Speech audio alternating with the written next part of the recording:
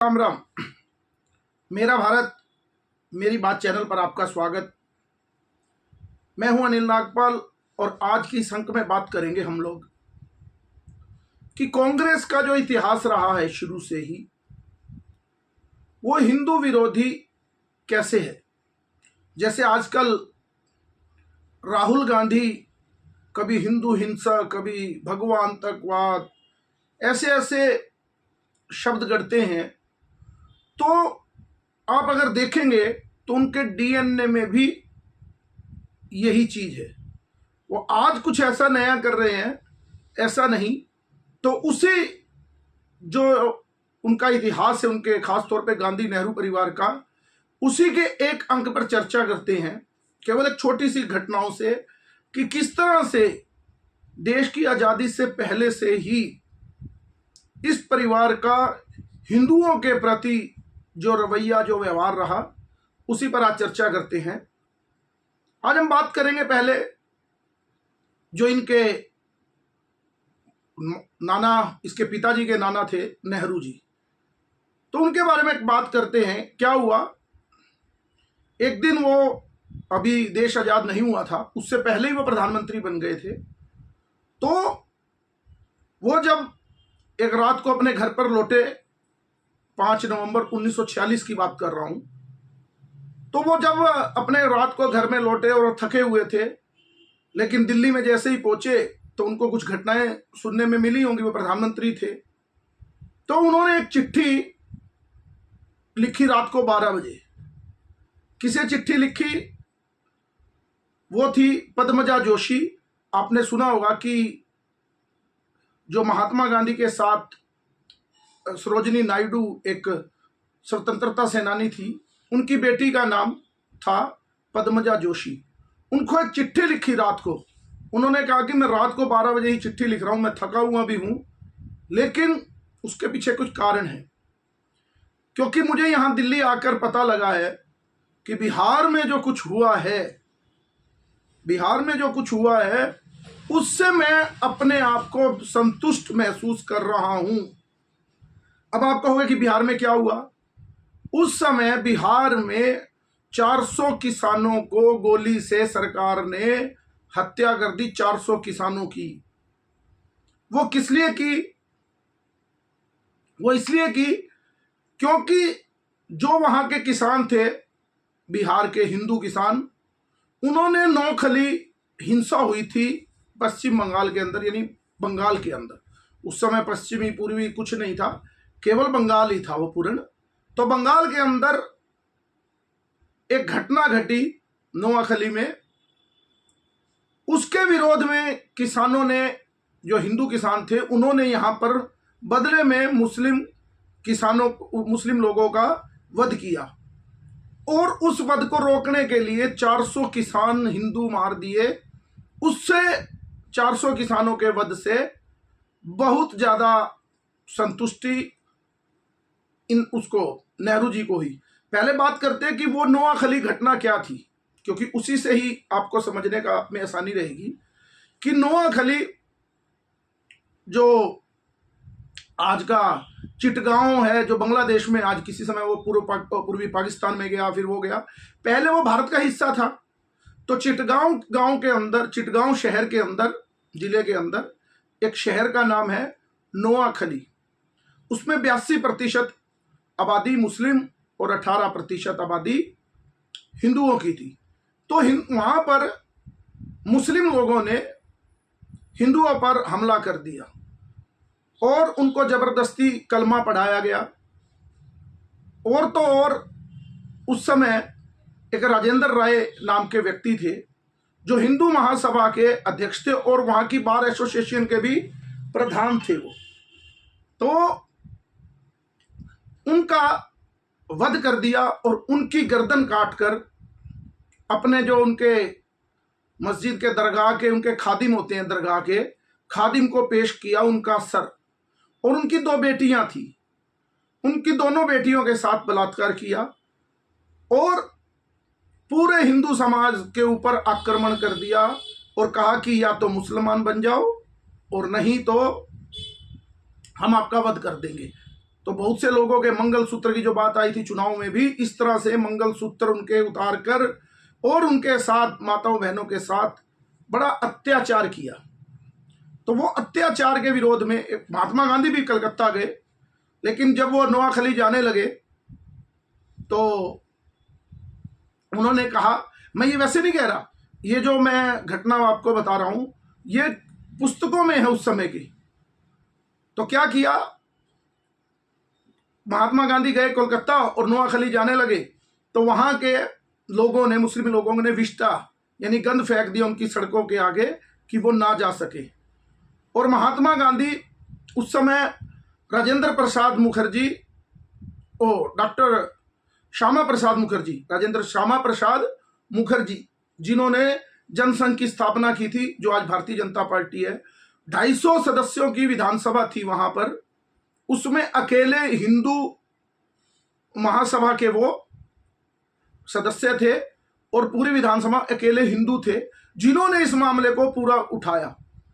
जब महात्मा गांधी गए वहां पर तो वहां वो अपील कर रहे थे किसी मुस्लिम घर में बैठकर, शांति सभा, महात्मा गांधी का एक नियम ही था शांति सभा, वो शांति सभा केवल हिंदुओं के लिए रहती थी।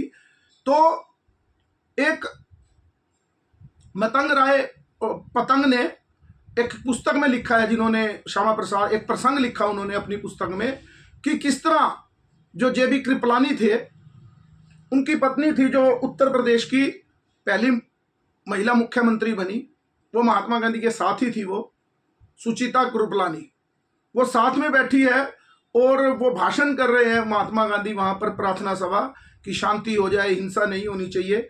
तो उन्होंने एक पर्ची पर चिट्ठी लिखकर दी महात्मा गांधी को कि आपके बराबर में जो व्यक्ति बैठा है उसी ने ये हिंसा की है, यानी कि कुछ लोगों में ये व्यक्ति भी आपके जो पड़ोस में बैठा है इसने भी हिंसा की है। तो महात्मा गांधी जी ने ऐसे देखकर और हल्की सी मुस्कुराहट में हंसे और उस विषय पर कुछ नहीं बोले और लौट कर आ गए। ऐसी ऐसी घटनाएं नोआखली में हुई। और उसके बाद महात्मा गांधी, क्या हुआ कि इस नोआखली की घटना में जो हिंदुओं पर अत्याचार हो रहा था, इसके बदले में बिहार में हिंदू समाज के लोगों ने मुसलमानों से बदला लेना शुरू किया। तो वहां पर भी दंगा भड़क गया और पुलिस की गोली से, वहां के प्रशासन के आदेश से 400 हिंदू लोगों को मार दिया। और महात्मा गांधी वहां भी आए और वहां पर उन्होंने हिंदुओं को भी समझाने का प्रयास किया। मुसलमान तो उनकी बात करते क्योंकि वो खुद मौलवियों के ज्यादा पक्ष में रहते थे। तो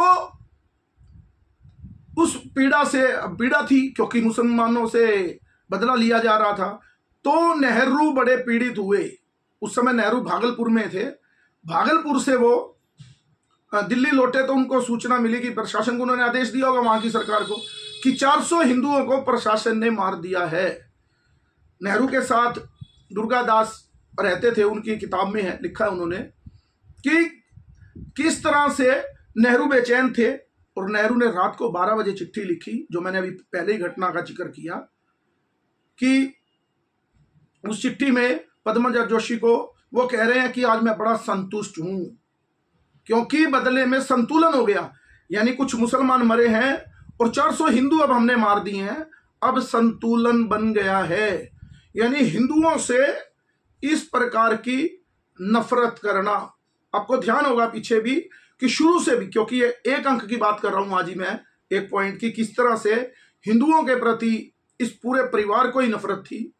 क्योंकि उन्होंने कहा, क्योंकि अपने आप को नेहरू तो कहते ही थे मैं तो एक्सीडेंटल हिंदू हूं, वैसे तो मैं मुसलमान और क्रिश्चियन हूं क्योंकि मेरी भाषा भूषा जो है वो पूरी तरह है। किसी उस किताब में लिखा है उन्होंने कि एक बार जेपी कृपलानी, वही क्या नाम है उसका, जिनको सुचेता कृपलानी जो मुख्यमंत्री थी, उनके पति, वो कांग्रेस के अध्यक्ष होते थे उस समय। इस विषय पे भी चर्चा करेंगे कैसे वो कांग्रेस के 17 सदस्य थे, जिसमें से 1 वोट सीता रुपैया मैया को मिला, 2 वोट जेपी कृपलानी को और 14 वोट उस समय पटेल को मिले देश का प्रधानमंत्री बनाने के लिए, यानी राष्ट्रीय अध्यक्ष बनाने के लिए। और नेहरू को वोट मिला 0, लेकिन नेहरू ने कैसे प्रधानमंत्री बने। वो जेबी कृपलानी ने महात्मा गांधी जी से कहा कि नेहरू का तो कोई वोट मिला नहीं उस तरह से, कि नेहरू की खूबी क्या है, वैसे पूछ लिया क्योंकि उनको बना दिया था। नेहरू की खूबी क्या लगी? महात्मा गांधी हंसे और उन्होंने कहा कि नेहरू को इसलिए बनाया है क्योंकि बाकी जितने भी कांग्रेसी नेता बाकी हैं उनमें से कोई भी अंग्रेज नहीं है। ये महात्मा गांधी ने कहा।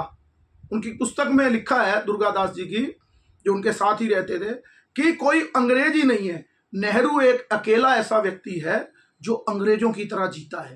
तो अंग्रेज छोड़कर जा रहे हैं तो अंग्रेज जैसा व्यक्ति ही सत्ता पे रहे और वो ठीक से संभाल पाएगा। एक भारतीय स्वदेशी जैसा चल दिखने वाला पटेल इस व्यवस्था को नहीं चला। केवल ये खूबी कि वो अंग्रेज जैसा ही और अंग्रेज ही है, क्योंकि उनके संबंध थे ही, आपको सब घटना पता है, माउंटबेटन का मामला सब पता ही है। तो महात्मा गांधी ने किस तरह से षड्यंत्र करके उस समय उनको नेहरू को प्रधानमंत्री बनाया। और नेहरू हिंदुओं के 400 किसान थे, वो लोग मारे जाने पर अपनी प्रसन्नता व्यक्त कर रहे हैं और कह रहे हैं कि अब बैलेंस बन गया। उसकी तो केवल इन्होंने निंदा की, जो नोआखली में हो उसकी केवल निंदा की। वहां के मुस्लिम नेता भी जाते थे तो केवल छोटी सी बात कर और वही लोग दंगा करते थे। लेकिन जैसे ही हिंदुओं ने मुसलमानों को मारा तो जवाहरलाल नेहरू ने कहा कि ये बड़ा घटिया नरसंहार है और मुझे नफरत है ऐसे, यानी कि बदला जब लेंगे तो नफरत है। इसका एक छोटा सा उदाहरण देता हूं इस कांग्रेस का, कि जैसे ही गोधरा कांड हुआ, आप सब लोग गोधरा कांड के नाम से जानते हैं, वही परिस्थितियां 1946 में, लेकिन 56 कार सेवकों को जिंदा एक बोगी में जला दिया। उसकी कभी कोई चर्चा नहीं। ज्यादा से ज्यादा क्या करेंगे, कभी की होगी तो हमें तो सुना नहीं, हल्की सी निंदा की, वो गलत हो गया। लेकिन उसकी क्रिया की प्रतिक्रिया, जो गुजरात में गोधरा कांड के नाम से दंगे हुए, क्योंकि जिंदा कार सेवक हिंदू जला दिए, तो बदले में जैसा ही दंगा हुआ तो आज तक नरेंद्र मोदी पे वो दाग चिपका दिया कि नरेंद्र मोदी ने गोधरा कांड करवाया। लेकिन उससे पहले जो घटना 56 जिंदा लोग जला दिए, ये उदाहरण नहीं तो हम लोगों ने देखा ही है। 1946 की घटना हम लोगों ने नहीं देखी, लेकिन ये गोधरा कांड वाली घटना तो हम लोगों ने देखी ही है। और ये सब पता मालूम है हम लोगों को कि किस तरह से नैरेटिव सेट करके वो जो गोधरा ट्रेन थी साबरमती एक्सप्रेस, उसके विषय पे कोई चर्चा नहीं आज तक, लेकिन गोधरा कांड में नरेंद्र मोदी मुसलमानों से नफरत करते हैं। और देखो कमाल की बात, कांग्रेस जब जब सत्ता में रहती है, वो धर्मनिरपेक्ष पार्टी है, तो देश में दंगे होते हैं। भारतीय जनता पार्टी जहां जहां आती है वो उसको कहते हैं कि ये कम्युनल पार्टी है, सांप्रदायिक पार्टी है, लेकिन दंगे बंद हो जाते हैं। कभी यूपी में दंगा नहीं हुआ, 2002 के बाद, नहीं तो हर साल दंगे होते थे गुजरात में, 2002 के बाद गुजरात में कभी कोई दंगा नहीं हुआ। तो कहने का मतलब इस तरह का नैरेटिव सेट करके ये लोग चलते हैं। और जो राहुल गांधी कह रहे हैं कि हिंदू हिंसक या हिंदुओं का अपमान, ये केवल अचानक नहीं, उनके खून में, उनके डीएनए में भी है। एक एक अंक में चर्चा करते चलेंगे कभी कि किस तरह से, ये तो मैंने अभी बात बताई पश्चिम बंगाल, यानी बंगाल उस समय था, आज के पश्चिम बंगाल और बांग्लादेश की, किस तरह से घटना हुई। इसी तरह से जब बंटवारे से पहले पश्चिमी पाकिस्तान, वो पंजाब यानी कि जो आज का पाकिस्तान है, पश्चिमी पाकिस्तान जिसको बोलते हैं, आज पाकिस्तान ही है उसका नाम, वहां से किस तरह से हिंदू लोग मारे गए और ट्रेनें काट काट कर यहां भेजी जाती थी।